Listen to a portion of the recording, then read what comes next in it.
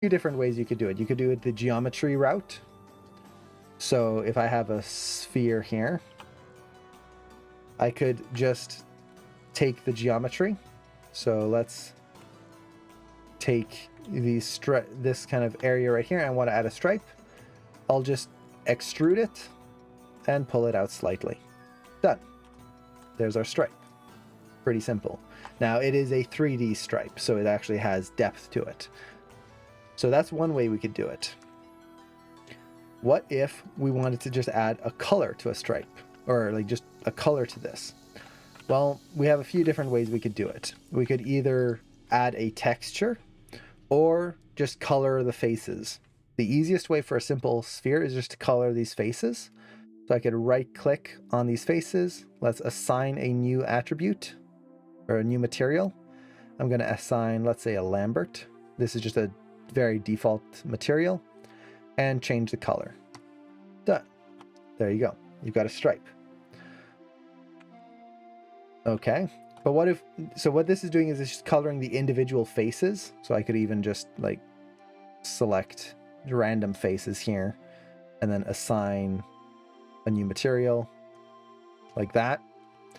But what if we want to do a little bit more complex? Maybe have some nice colors, some gradients in there. This is when you would want to use the textures. So I'm going to usually never adjust the default material, the default Lambert. Always make a new material. So I'm going to create a new Blinn material for this. So that's just this shiny material. And for the color, I'm just going to attach. So that little checkerboard pattern will allow you to attach a new node. So you could add a texture file right here through File. Or if you want a gradient, I'm going to use a ramp. So that's going to be a gradient texture here. And you'll notice that, oh, nothing's showing up. That's because we have to turn textures on in the viewport. So I'll hit 6 in the viewport. And now we can start seeing that gradient coming in right through there. So if I want to make a stripe, all I need to do is take these colors in and do something like this. So let's add just 2 black stripes right there. And now I can choose how much of a gradient I want on this object, just like that. Or if I want to add different colors, I could maybe let's add a, let's say red in there. So you can see we have a lot of control over that. So that's a few different ways you could add stripes.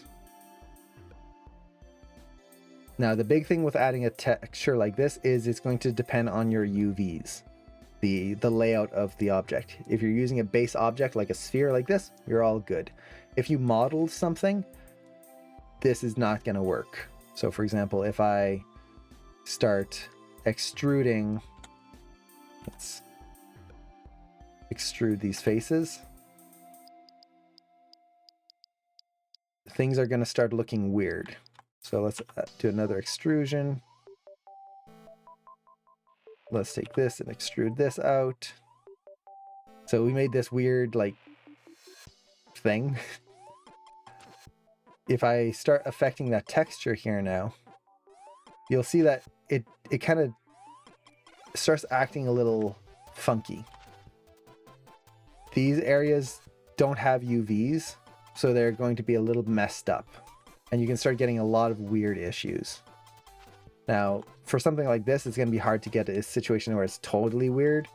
But if you're making your own model, you're going to have to UV things first.